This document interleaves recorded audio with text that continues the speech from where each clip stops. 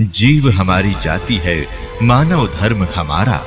हिंदू मुस्लिम सिख ईसाई धर्म नहीं कोई न्यारा।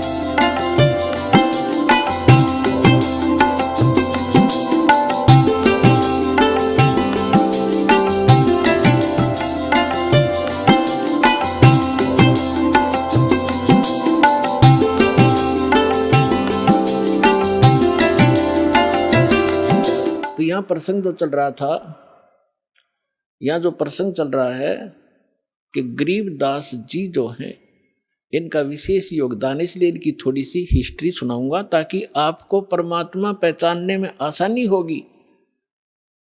सभी वेद बतावें और सभी परमात्मा प्राप्त संत गुण गावें तो फिर भगवान के पहचानने में आपको धोखा नहीं होगा, देर नहीं लगेगी और दृढ़ हो जाओगे। फिर चाहे कोई ब्रह्मा विष्णु महेश आकर भी आपको भ्रमित करने की चेष्टा करेगा, आप उनकी बात को मान नहीं सकते। दास आपको इतना दृढ़ करना चाहता है। अब जो प्रसंग चल रहा है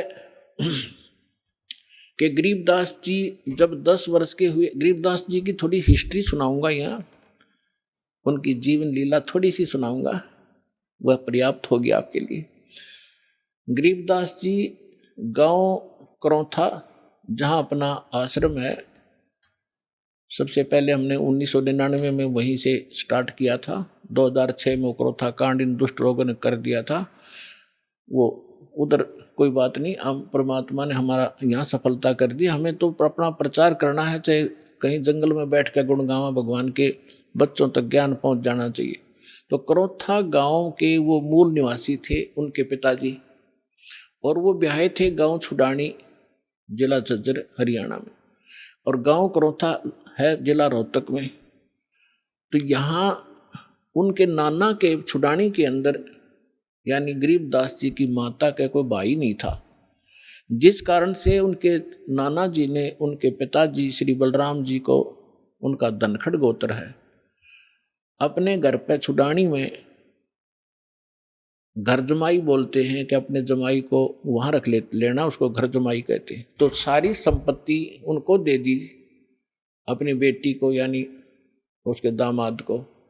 उनके लगभग 2500 बीघा, जैसे राजस्थान में बीघा होता है, तो 2500 बीघा, पहले बीघा ही था यहाँ पर भी, ये बाद में ये बनी है यहाँ पर एकड़। तो 2500 बीघा जमीन था, इतना बड़ा किसान थे। आज के 1400 के करीब, पौने 1400 के करीब एकड़ जमीन बनती है उन 2500 बीघा की। तो सारी संपत्ति के वारिस फिर गरीबदास जी ही थे। 10 वर्ष के बालक थे, उनके पिताजी यानी नाना जी तभी तक वहाँ साथी थे। तो उनके वहाँ लगभग 150 गौवें थी, चरागाह, क्योंकि अपने खेत बहुत बड़े थे, गौवें रखते थे। गरीबदास जी उन गौवों के पाली जाया करते थे चराने के लिए जंगल में। उनके साथ में अन्य गांवों के कुछ उनके किसान के यहाँ जो किराए पर पाली होते थे, और कुछ अन्य गांव वाले भी अपनी गौवों को उनके खेतों में चराने के लिए साथ चले जाते थे। संवत 1784 यानी सन 1727 और फागुन उतरते की द्वादशी यानी फागुन सुदी द्वादशी को दिन के लगभग 10 बजे सभी गौवें चर रही थी। कोई बैठी हुई थी वृक्षों के नीचे, जांडी उस साइड में जैसे राजस्थान के अंदर जांड होते हैं ना, जांडियाँ, ऐसा ही स्थिति थी उस क्षेत्र की उस समय, जो आज बहुत से क्षेत्र में राजस्थान के अंदर। तो वहाँ जांडी ज़्यादा होती थी, उन जांडियों के पास बैठी थी।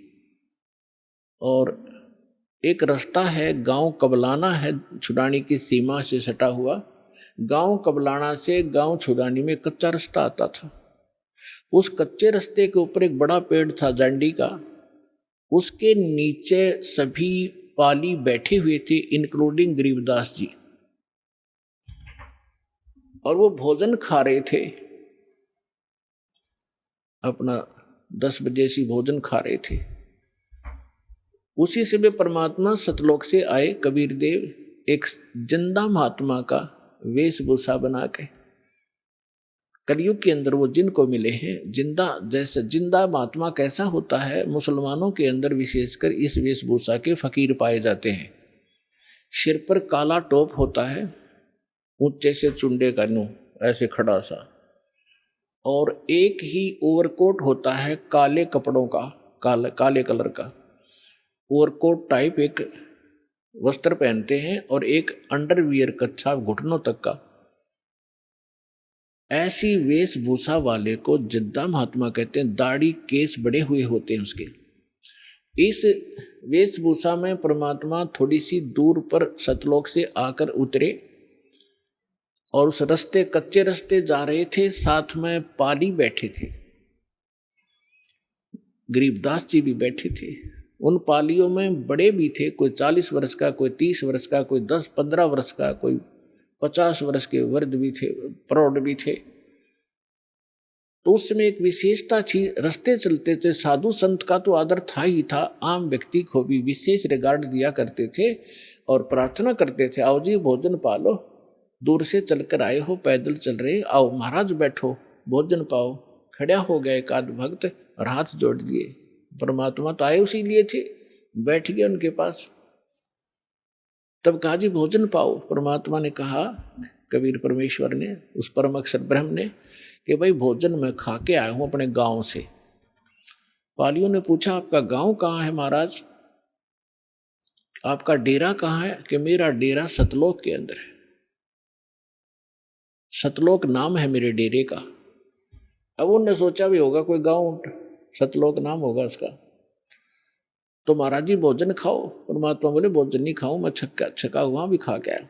तो दूध तो पीना ही पड़ेगा आपने, हमारे पास ऐसी गव्वे हैं, अभी 5 मिनट में दूध निकाल देंगे, ऐसी शरीफ गायें भी हैं। तो परमात्मा बोले भाई अगर दूध पिलाते हो तो कंवारी गाय का दूध पिया करूं मैं। तो सभी कहने लगे बाबा जी तेरा दूध पीने की नीत नहीं है, आप तो मजाक करते हो, उपहास कर रहे हो हमारा, आप दूध पीना ही नहीं चाहते। परमात्मा कहते पीना चाहता हूं, निकालो कंवारी गाय का दूध पीता हूं भाई मैं। तब गरीबदास जी खड़े हुए, उनकी एक प्रिय बछिया थी जिसको अभी बैल ने टच नहीं किया था, दूध पीना माँ का छोड़ रखा था, लगभग 1-1.5 वर्ष की बछिया हो चुकी थी, 1 वर्ष की, 1.5 वर्ष की। उसकी गले के रस्सी बांध रखी थी, उसको ला पकड़ के और कहा देखो महाराज जी इसके बच्चा तो है ही नहीं, दूध कैसे देगी?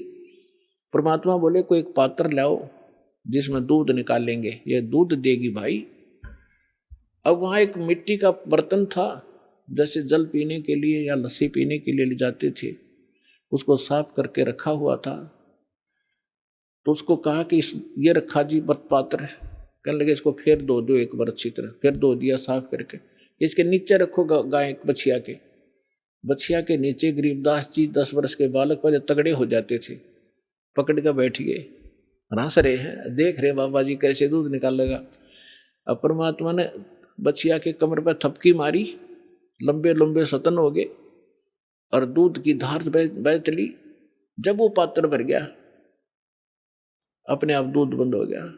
गरीबदास जी हैरान कि बाबा जी बड़ा शक्ति वाला है।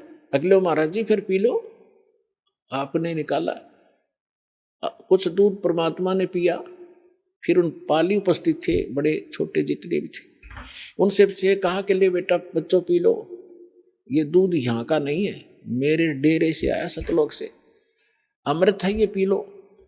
वो पाली जो बड़े वाले थे, समझदार माने थे अपने आप ने, वो कहने लगे हम ना पीवा जादू जंत्र का दूध, और कंवारी गाय का पाप लग गया हमारा। अर्थ ने झूठा कर दिया कि मेरा तो कौन सी जाति का है। वो तो उठ कर चले गए।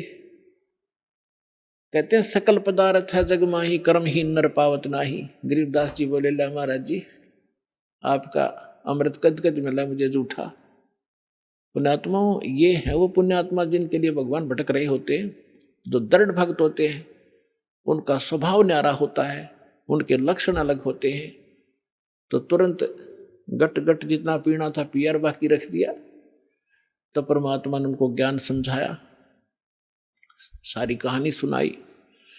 तो बच्चे को परमात्मा से कहा बच्चे ने कि भगवान आप ऐसा स्थान बताते हो, क्योंकि वहां तो सारा दुख ही दुख होता था, जैसे राजस्थान रेगिस्तान है ऐसे ही वो क्षेत्र था, ना कोई नहर का साधन था उस समय, दुख है दुख थे वहां पर, कभी सूखा गिर जाता था। तो परमात्मा ने बताया कि मेरा जो डेरा है बेटा, वहां पर ऐसे दूध की नदी बहती है, घी के सरोवर हैं, और वहां पर काजू किस्मत सेब संतरे सदा बाहर वृक्ष हैं, वहां कोई अभाव नहीं है, बहुत सुंदर लोक है।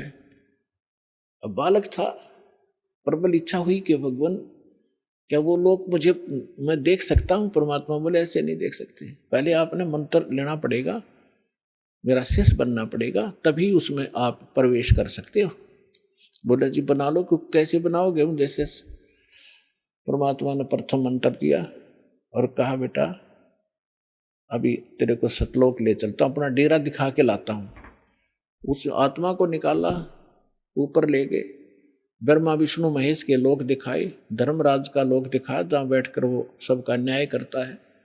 21 ब्रह्मांड काल के दिखाए, काल की वो तपस्या दिखाई जहां 1 लाख मानव शरीरधारी प्राणियों को ये यहाँ का भगवान भून कर खाता है, जिसके लिए आपको यहाँ पाले बैठा है, रोके बैठा है, बका रखा, आपको मूर्ख बना रखा है। और उस काल के सिर पे पैर रख के परमात्मा उसको ऊपर लेकर गए। सरपुरुष अक्षर पुरुष का लोक दिखाया, उस पर ब्रह्म का 21 ब्रह्मांड दिखाए, फिर ऊपर अपने सतलोक 12वां द्वार पार करके सतलोक में पहुंचे, गरीबदास जी को देखे। अब वहां क्या लीला की दाता ने, वहां परमात्मा अन्य रूप में, उसी शकल में एक अन्य रूप सिंहासन पर विराजमान है, सिर पर मुकुट है जैसे राजा पहनते हैं, बहुत ही सुंदर मुकुट सफेद कलर का, ऊपर एक छत्र है बहुत सुंदर सफेद कलर का, बहुत सुंदर सिंहासन जिसमें हीरे मोती और लाल लगे हुए हैं, सफेद ही कलर के, वो बैठा है भगवान। परमात्मा सतलोक में बैठे भगवान के एक रोमकूप में करोड़ सूर्य करोड़ चंद्रमा मिला दे इतना प्रकाश है, तो उसको चरम दृष्टि नहीं देख सकती, आत्मा की आंखें ही उसको देख सकती है। तो गरीबदास जी ने देखा भगवान तो ये है, ये हिमालय बैठा तख्त पर, और बहुत बड़ा गुम्बद है उसका, जैसे मंदिर नुमा एक बहुत बड़ा गुम्बद है, उसके सेंटर में भगवान विराजमान है। अब नीचे से जो जिंदा महात्मा के रूप में परमेश्वर कबीर जी गए थे उनके साथ, वो वहां जाकर चंवर उठा के और सिंहासन पर बैठे भगवान पर चंवर करने लगे।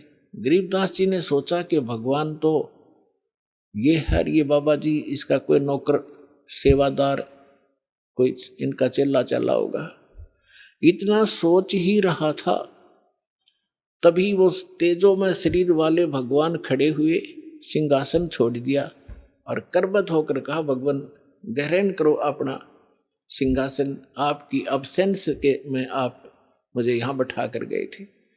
कबीर साहब उस पर विराजमान हुए और वो तेजो में शरीर उठाकर चंवर करने लगा, जैसे भगवान बच्चे करते हैं, शिष्य करते हैं गुरु जी पे, ऐसे गरीबदास जी ने सोचा रे यो भगवान और चंवर करे इस पे बाबा जी पे।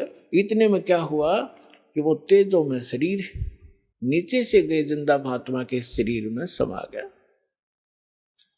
और चंवर अपने आप घूम रहा ऊपर। इस लीला को देखने के बाद परमात्मा ने सारी कथा सुनाई, भाई मैं भगवान हूँ। गरीबदास मैं काशी में रहा 120 वर्ष, मेरा धाणक कबीर नाम था, मैं धाणक रूप में रहा करता था, जुलाहा का काम करता था। सारी सृष्टि को मैंने ज्ञान देने की चेष्टा की, लेकिन उन नकली लोगों ने अपनी चलने नहीं दी और सभी बच्चे अशिक्षित हैं। गरीबदास जी ने कहा कि भगवान मुझे यहीं रख लो, मैं नहीं जाऊँ उस गंदे लोक में। परमात्मा ने कहा बेटा जाना पड़ेगा, तेरे भाई बहन हैं, उनको कौन बताएगा मेरी महिमा? मेरा गवाह कौन बनेगा? तो गवाह बन, मैं तेरे साथ रहूंगा, कोई आपत्ति बेटा तेरे प्राण नहीं दूंगा, तू मंत्र करता रहे। इस बात को सुनकर, यानी इस प्रोसेस में, इस सारे घटना चक्कर में काफी समय बीत गया। उधर से जो पाली थे उन्होंने, वो तो छोड़कर चले गए थे उसको, काफी दूर चले गए। 2-3-4 घंटों के बाद, 5 घंटे के बाद उन्होंने देखा, उनको तब तक ध्यान नहीं आने दिया परमात्मा ने। उन्होंने कहा रहा वो लड़की का लड़का कहाँ है, उसको उसका नंबर आ गया गाय घेरण का। पाली क्या करते थे, अपना समय टर्न लगाते थे कि 2 घंटे तू पशुओं के साथ खड़ा होगा, हम लेटेंगे वृक्ष के नीचे। तो उसका जब नंबर आया, उसको खोजा, कह रहा वो कहाँ गया? उन्होंने कहा तो बाबा जी के पास बैठा रह गया था, ला उसको उठा बुला के। 2 जने बुलाने गए, वो शरीर ऐसे बैठा है आराम से, और वो आवाज लगा रहे हैं, अरे गरीबदास नाम था महापुरुष का। गांवों में गांव नाम बिगाड़ दिया करें, गरीबू कहा करते, गरीबू कहने लगे, ओ गरीबू आ जा, तेरा नंबर आ गया, गाय घेर ले। निकट से आके कहने लगे, ओ भगत जी खड़ा हो ले। उन्हें सोचा समाधि लाए बैठे हो, और वो बैठा शरीर टिका था उसका, पकड़ के हिलाया, कहते गए भगत जी खड़ा हो। वो गिर गए तो आंखें खुली हुई, सांस नहीं, वो तक एकदम अक्का बक्का रह गए। आवाज लगाई दूसरे साथियों को कि गरीबू मर गया, भाग जाओ। उन्होंने कहा जाओ गांव में बताओ, सारी कथा सुनाना कि एक बाबा जी ने जंतर मंत्र का दूध पिला दिया जिससे मर गया हो। अब गांव में भागे गए।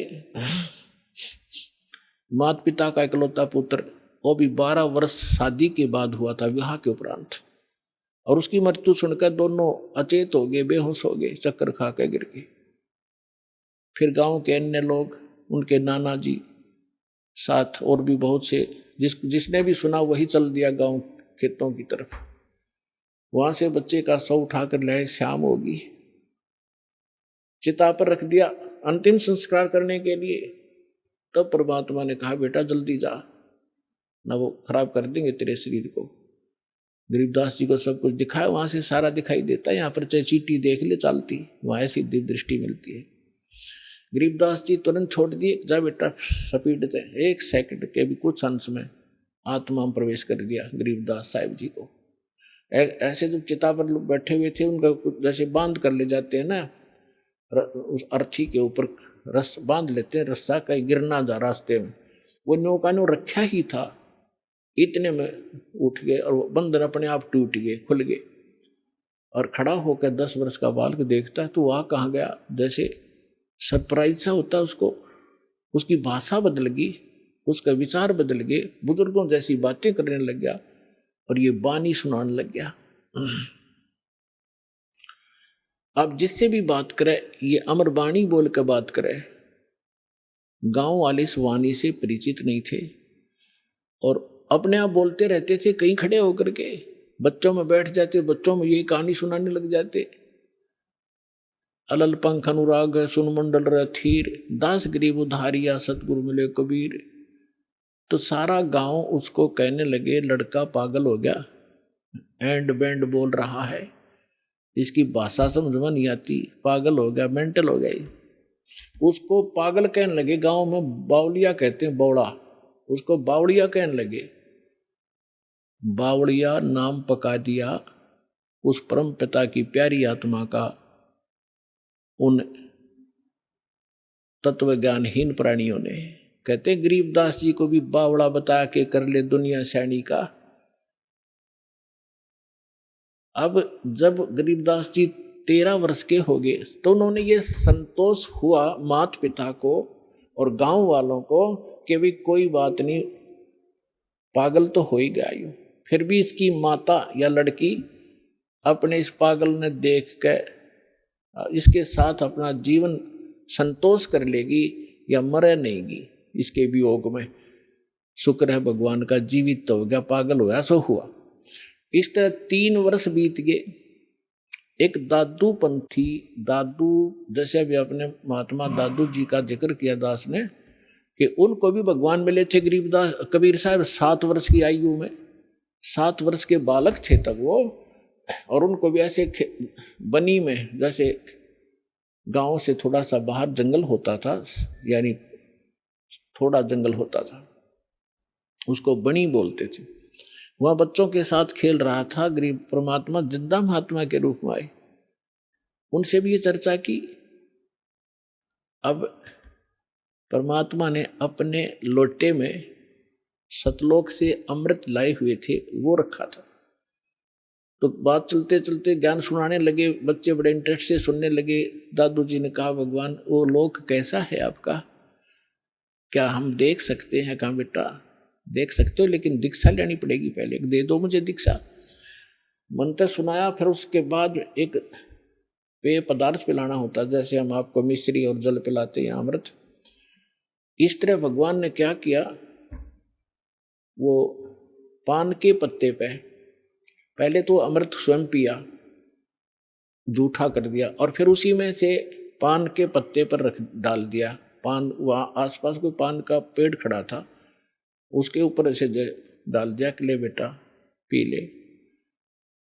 सभी अन्य बच्चे बैठे तो उनसे भी कहा कि ले भाई तुम भी ले लो, अमृत है ये। वो तो उठकर भागे कि ना बाबा जी, करा कैसा पानी तरह जूठा कर दिया तूने।